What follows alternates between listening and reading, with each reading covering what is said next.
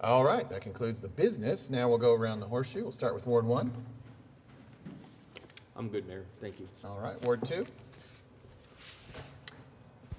Okay. Excuse me. So first, I wanted to thank Councilman Carter for inviting all members of the council to join him. I think it was last Sunday, is that right? For their Church Under the Bridge event, where they serve members of our homeless community there at Reno, 1801 Reno, I believe. And I wanted to thank Councilwoman Nice for accompanying me there that day. And again, thank you for that invite. If you all will bear with me for several moments, I'd like to discuss with you all why we celebrate Pride. And I'll ask your both patience and your grace, because I am, for reasons kind of beyond me, even though I came out 20 years ago at 19, I am really nervous speaking right now.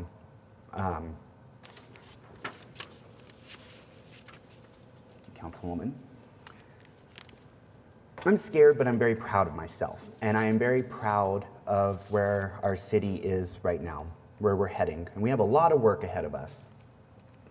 If we could, I have two NPR stories I'd like to bring up, largely because there are some images that I think help us understand this. And as you can see by the caption here, in 1969, there was a bar. It still exists today. It's called the Stonewall Inn. And since World War II, it was very common that as gay bars and clubs became a space for lesbian, gay, bisexual, and transgender folk to go, it was equally common for law enforcement to raid those bars and arrest the patrons. In 1969, the summer of 1969, at the Stonewall Inn, while drag queen performances were taking place, for the first time in our country's history, though there had been moments before, hints of it, the LGBTQ patrons of Stonewall stood up for themselves. They said they had, and this is a phrase I heard earlier I didn't anticipate, they recognized their sacred worth as a human being. Because up until that moment, and I'll just read the law that existed in Oklahoma at statehood. And again, this is a photo from Stonewall, from the riots that happened. So this is not necessarily an image of our police officers. But this was the law.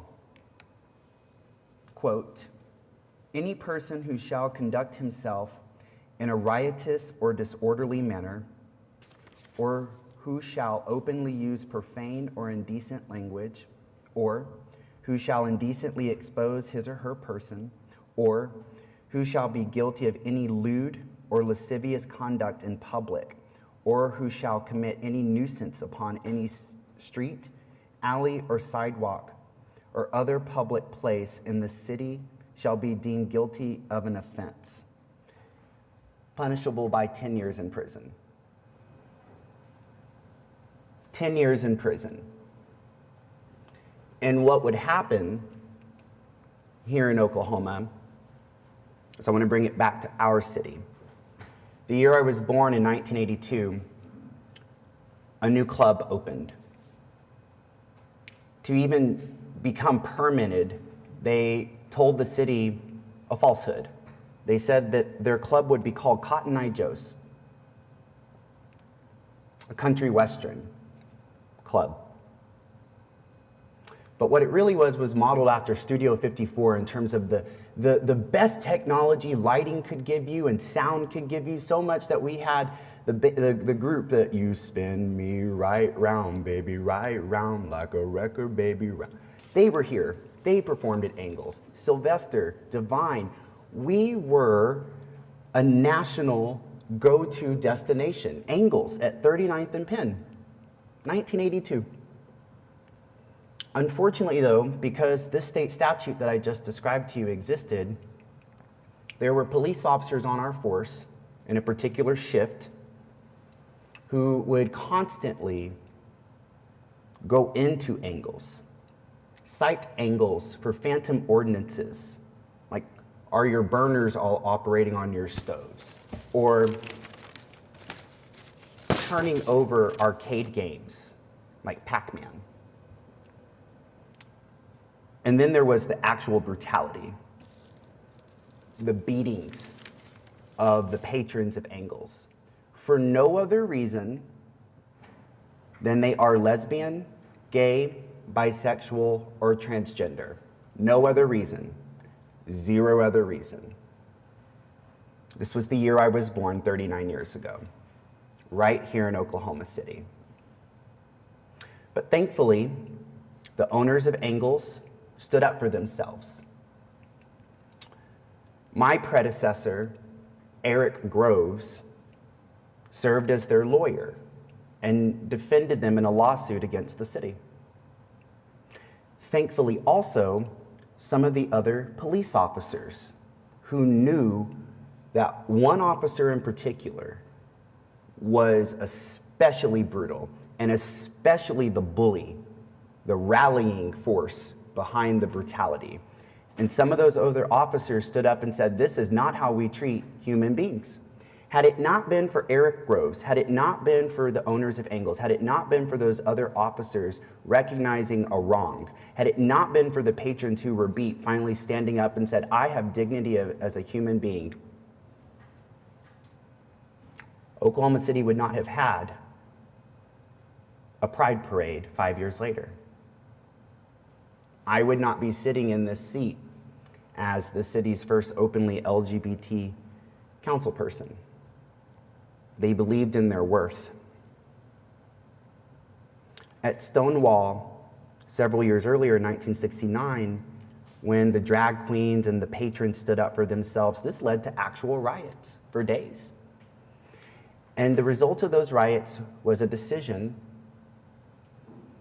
to no longer be in the closet. Would you go to the second image for us now, please? Thank you. This is a bit of the horror story, but now I'm going to give you some of the good news mixed with some of that horror.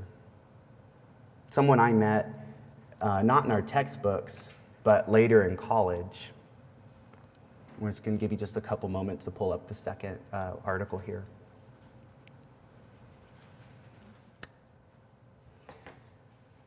Ladies and gentlemen, and however you identify, I'd like to introduce you to Bayard Rustin. Some of you might know who he is. I did not. He organized the March on Washington in 1963. He was an organizer, and he is nowhere near our textbooks. The March on Washington was a march for jobs and freedom. The history I shared with you all last week when we did our budget conversation, and I talked to you about how until 1970s, it took until 1970 for the city of OKC to turn to its black residents and say, we're gonna right this ship. He was there organizing this march to start righting the ship in 1963. We do not know his name in our history books because he is gay. That's why, and there's no other reason. He's gay.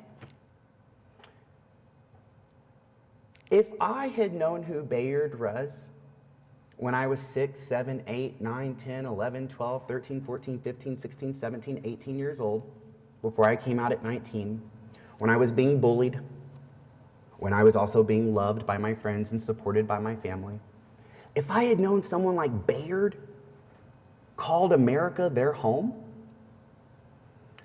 maybe some of the most dangerous thoughts would not have entered my mind about my lack of self-worth, about not being proud of who I am. Because at the same time, let me tell you how brave Bayard was. Here in the city, in Oklahoma City, while Bayard is doing this, We had police that would raid bars and clubs all across the city, and they'd arrest them. One was Paul Thompson, a lawyer, a former Ward 2 resident. Paul went into a beer bar, and when he went in, he said hello to 3 friends, kissed them on the cheek to say hi. He didn't know an undercover officer was beside him. And when he went out to the parking lot, there were swirling lights. And Paul spent the night in jail. This was common. Often, upon facing arrest, an individual would find themselves in jail, and here's where it got really bad. And I want you to remember we live in a capitalist society where your labor, right, is how you take care of yourself. It's how you have the roof over your head. So let me tell you the horror then. Imagine, not only are you arrested for no other reason than you are attracted to someone of a consensual age of the same sex. Imagine your state newspaper printing your name, your home address, and your place of employment. And that's what the Oklahoman did for decades. When you hear people say the closet, that is what the closet is. The closet is people afraid to lose their job. Afraid to lose their job. Because without the job, where are the healthcare benefits? Without the job, where is the shelter? Without the job, where are groceries, clothes, dignity? That is why when Stonewall occurred and people said no longer we're going to be out, we're going to have a pride parade to celebrate who we are and our sacred worth, that was what we call coming out of the closet, being visible. If you ever hear sometimes people say, why don't we have a straight pride? Spoiler, it's every day. It's every day. Let me give you all a question. Ask my fellow counselors, you should ask your constituents this, particularly if they're LGBTQ. Ask them one question. How safe do they feel walking on a sidewalk, on a first date, or on a 10th anniversary, holding hands? Please ask them that. Because I will tell you, the overwhelming majority of them will tell you how unsafe and unprotected they feel all across this city. Because it's not just that history of law enforcement I'm talking about, and we all know this secret. There have long been bullies in all of our communities who call us the worst names and threaten literal violence, often resulting in death. This is why suicide rates are 3 times higher amongst our youth, my students. It's because they often live in fear of literal violence done to their bodies. They live in fear of not being able to participate in the marketplace. And bless their hearts, they live in fear of not being loved.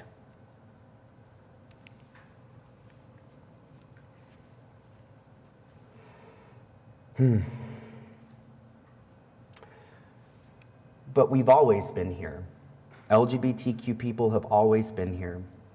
We were here when the first gay-friendly bar, Bishop's Tap Room, opened across from the Skirvin in the 20s, when drag performers faced arrest on our city streetcars for no other reason than wearing different clothes to go perform and put on an art show. We were here before the land run. We know this because our Native American brothers and sisters and Two-Spirit folk tell us that. They tell us about Two-Spirit people. And unfortunately, we know that in the 12th and 13th centuries, because it goes back that far, LGBTQ folk faced prosecutions, executions. I suspect that's why when the first Pride Parade happened on 39th Street, and imagine you're walking from Classen West to Penn and 39th where Angles calls home. I imagine that's why the KKK was waiting for those 500 marchers that day. Because remember, the KKK has a list. Never forget it. Jewish folk, people with disabilities, black and brown folk, LGBTQ folk. Remember, once upon a time, they thought Catholics weren't sufficiently Christian enough. I believe they still think that way. My freedom as an LGBT person is wrapped up in all the other freedoms across race, religion, gender identity, the women's movement, the fight for people with disabilities to be treated as everyday people, to make sure they have sidewalks that are accessible. Our city's future depends on how safe our children feel on their playgrounds, how safe our children feel walking their neighborhood streets. I think we're in a better place than we've ever been.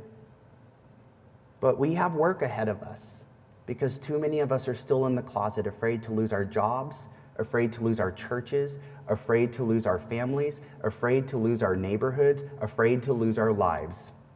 None of this is hyperbole I've shared with you today. And none of it is what we'll read in our history books either. Because for years, too many school boards have worked actively to keep Bayard, Stonewall, the Engels lawsuit, probably even my victory as council person, as the first LGBT person to serve here, and teacher, that's all been kept out of our textbooks. And that is why our students feel alone. They don't see themselves. I hear all this talk of liberal Hollywood. Hollywood had literal laws preventing the representation of LGBTQ folk. That did not start changing until 30 years ago, starting to change. So, I said, because of Hannah Royce's presentation earlier, I would end on wellness. I want every LGBTQ person who's watching right now to hear this message. You are not sick. You are not evil. You are okay. You are loved, and I love you, even though I might not ever meet you. And I want you to look up the names of other people like us. James Baldwin, the author. Alan Turing, who all but invented the internet. Barbara Giddings, Harvey Milk, the Wachowski siblings who created The Matrix, Oscar Wilde, Marsha P. Johnson, Divine, REM's lead singer Michael Stipe. The list goes on and on. We have always been here, and unfortunately, people have tried to use us as the scapegoat to tell society, those gays, that's why everything's so bad. Maybe it's time we start asking ourselves, why are they trying to divide us like this? Aren't we all Oklahoma Cityans? Aren't we all Oklahomans? Aren't we all Americans? I know I took the oath on the Constitution, so that's my home, is in those words. And remember, right here, we've had people like Tony Sinclair and Ginger Lamar and Keith Smith and Paul Thompson. You name it, we've had them. There are women, there are trans folk. We are in a better place. But how long we keep that place will literally depend on each one of us and how we treat each other and how we affirm one another. Today was truly one of the scariest things I have ever done. But what got me through it was remembering my middle school students and how I told them that in our past lies our liberation. I just really want to thank my fellow council members for giving me this space this morning. In the spirit of Bayard, thank you for your time. Thank you. Ward 3? The only thing I'd like to say today is that I support you, Councilman Cooper, and that I love you too. Ward 4? Ward 6? Yes, thank you. I think I just want to say a few things sort of, I think, oh my goodness, I'm not good at this.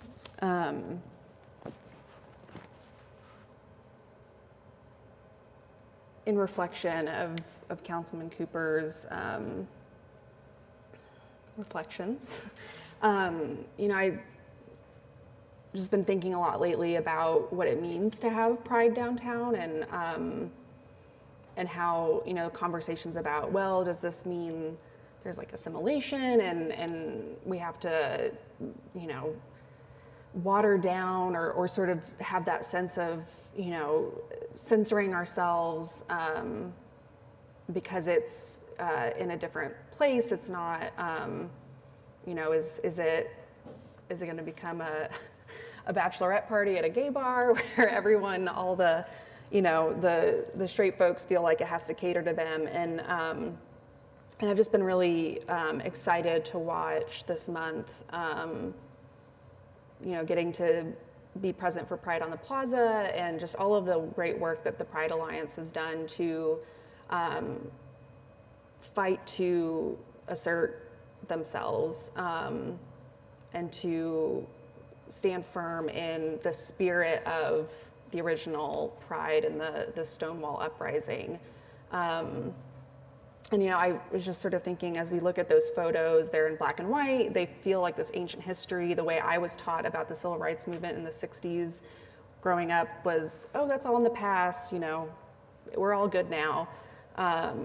But especially as it relates to queer history, queer experience, I went to a college just down the street that the year after I graduated was putting students in therapies and saying that there was something wrong with them, or they had to leave their job as an RA, as a resident assistant. So this isn't history, and I think that's some of the beauty of getting to host Pride downtown is that assertion of dignity and worth and true pride in who you are, because without those struggles and those fights, that culture down the road will never change. And I know, as someone who was indoctrinated with that same perspective that people who are queer were somehow less than, and I had to unlearn that for myself. That is so much of why we collectively, and I in particular, apply that same thought and perspective to issues like police brutality, because they aren't divorced. That culture is alive and well in our city and in our institutions, and without the assertion and recognition that those things continue to happen today through both very explicit and implicit means is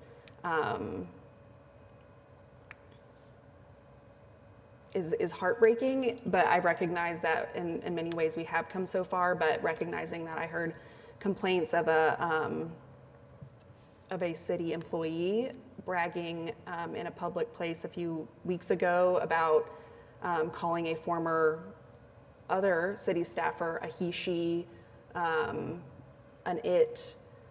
That culture is alive and well in all levels of our society, and so I want to say thank you to all of the work that our queer community has been doing to,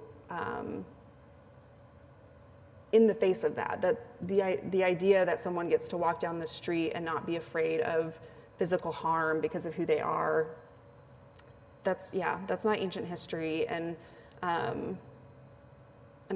I hope that this step of Pride getting to be downtown is that continued step of asserting worth, dignity, and hopefully changing hearts and minds and institutions as we move forward as a city.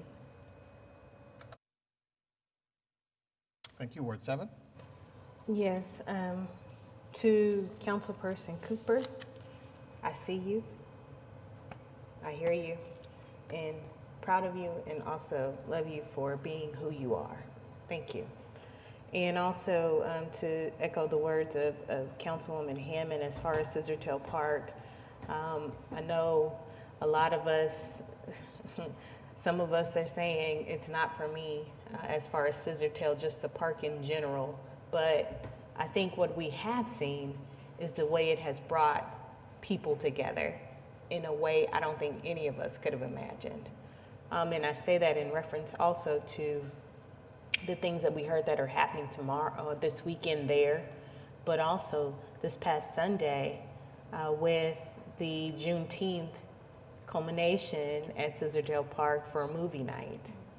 And also with the Skydance Bridge being lit, the colors of the Juneteenth flag on Saturday and the Liberation colors on Sunday. It's small steps that help us to understand and to see that we do matter, but it also takes us to see those people as well. And that takes work, and it's going to continue to take efforts from us. And I do want to also congratulate the folks who are responsible for all of the work that they've done all month to get Pride in the way that it is just inclusive for everyone to be a part. And honestly, I think that's long overdue when you think about just the ways people can express themselves and be themselves. And I think it's very important too in the history of our city to honor and recognize that our Human Rights Commission was disbanded because of the fear of our LGBTQ community. So now, as we revive that commission, we look at that inclusiveness once more of welcoming everyone that has not had a seat at any table, that we now say as our Human Rights Commission that you matter, and that we want you to know that you matter for our city as well. So with those things, I think it's important for us to honor the space of our ancestors pertaining to not only Pride, Stonewall, but also our ancestors pertaining to Juneteenth. And as we talk about Juneteenth, Juneteenth, I do want to say, one, thank you to our mayor for the proclamation this year for us to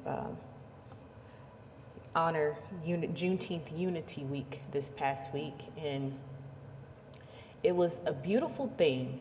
We had already started and prepared this proclamation and signed it. The mayor had signed it. And I feel like it was the day that the president announced and signed also that Juneteenth would be honored and observed as a federal holiday. So we didn't get that language in because we had already been working on it. But this Juneteenth hit different, and that's why. But I think we also have to acknowledge and understand that it was very intentional that these folks didn't know that they were emancipated. Even though we say Juneteenth is the day that they received the word that they had been, it speaks to how we still have to work through a lot of things that we need to do for our communities. So I'll stop there with that. So some other things happening in the community. Before I forget, I do want to say that we had a very influential pastor in our community pass away, and he has been here and he's done our prayers, by the name of Reverend Lavelle Crawford. He was the pastor at Avery Chapel, and he unfortunately passed away at the young age of 53. But for him to come from Florida within the last less than 10 years and turn that historic church around in the way that he did, and also work with the elected officials and myself. He will be missed for his commitment to the community. He came to work and he wanted to be integrated in the community, and he was. He was integrated in the community, and he didn't have a problem calling this office asking about things that were happening pertaining to the church. So when I had no idea he was sick. So when I received the news that he had transitioned, it was very, very sad to hear that. You know, it hit like a ton of bricks, because you never know what people are going through, clearly. But for Pastor Crawford, and my thoughts are truly with the Avery Chapel Church, because I know this was a tremendous blow for the church, and now for them to look at replacing a pastor that gave them hope again, and now for them to look for new hope. I know that's going to be a task and some big shoes to fill for that community in our Northeast Quadrant. But I do want to say thank you to Miss Christie and Miss Robbie. We did our virtual Sky Toast at the Convention Center, and we had the artist, Miss Susan Narduli, in from California to speak about the fixtures. And I know y'all have seen it. When you go back, you'll see it again. But it was really, really very nice to do that sunset toast and see and hear from the artist herself. So I just want to send kudos to those ladies for putting that together, and for allowing me to speak and even talk about that space that sits in the corners of South Oklahoma, which is what it was called after settlement, and where Black communities were living, and that's where Sandtown and Orchard Park, all of those other towns, Westtown, those communities live. So my paternal family, even up until my grandparents and my father passed away, they stayed on the South Side, and I never understood why. I was like, there are no Black people on the South Side, but it speaks to why we have to continue to tell those stories. They just migrated. They stayed there. They just stayed in their community. So that's why deep in the south side, southwest part of Oklahoma City, they lived there until they transitioned home too. So it's just good to know those stories in our Oklahoma fabric. True Sky Credit Union is coming to our community. They will open this Saturday, and they have been in our town and at the community market yesterday buying groceries. They were buying groceries for the community. So that was really cool for them to say, well, they're welcome to our neighborhood. And also our new homeland, if you hadn't heard, there is a hiring event today. It's happening today and tomorrow. They're doing it from 9 to 4 at the American Job Center. So we were able to tour the store yesterday. The fixtures are in. The finishing touches are being done. And this is something that our community has been looking forward to for a long time. So all of the excitement is there, but we need some folks from the community to be employed. So again, this is a 100% employee-owned store, and we want to make sure our community receives those job benefits from that. And that you can go to homelandstores.com/NEOKC jobs. And this Friday at the Science Museum, Oklahoma, if you have not been, it's SMO 21 and up. So this means you can enjoy the experience at the Science Museum if you're 21 and older from 6 to 10. This is something I read, and I'll stop with this. I read something, an article this morning that I was reading, just caught my eye, and it talked about high segregation still exists all across the country. And so I kept reading, and then there was this map, and it said, go, look at your city and see where it is. And Oklahoma City actually ranks above Tulsa. We are a high segregated city. And that is not surprising, but at the same time, it just explains the work in these conversations that we need to continue to get work done. And also want to thank the Alliance and our State Historic Preservation Office for the certificate for that landmark designation for our Oklahoma City Federation of Colored Women's Clubs. And we went to tour the house, and we went in the attic, and I found an article, a newspaper from 1968 in the attic, and that was pretty cool to read and see just some of the stories that were happening. But I'm thankful that we're able to get a little further, but we still have a ways to go. Thank you. Board Day? With the Arts Festival starting today, I wanted to reflect a moment on our arts community. Yesterday, the newspaper wrote a front page article, Restart the Arts.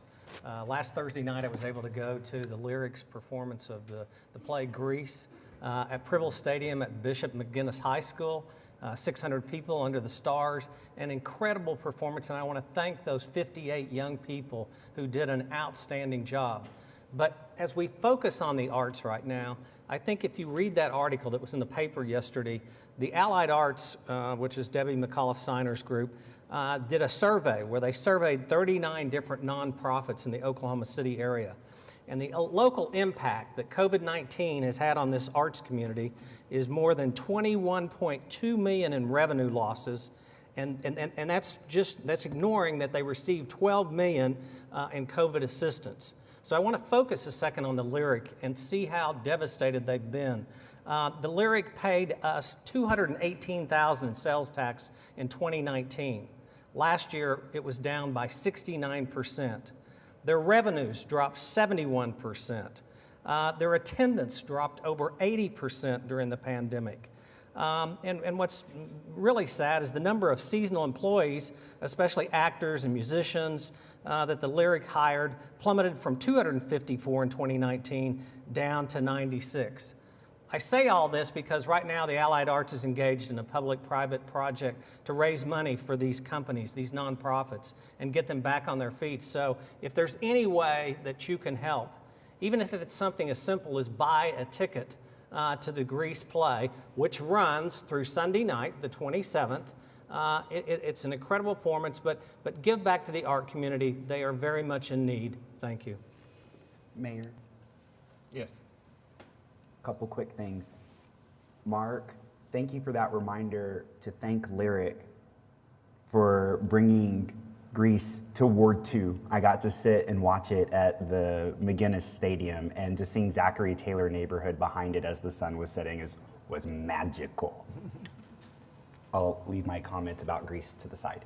And then I just want to thank the council members, Young and Nice and Hammond, for your very kind words earlier. And then Mayor, thank you for your Pride Month proclamation. And just really thank you to all staff and council for the last years of knowing you. All have been just quite wonderful. Thank you all. All right, that concludes items from council.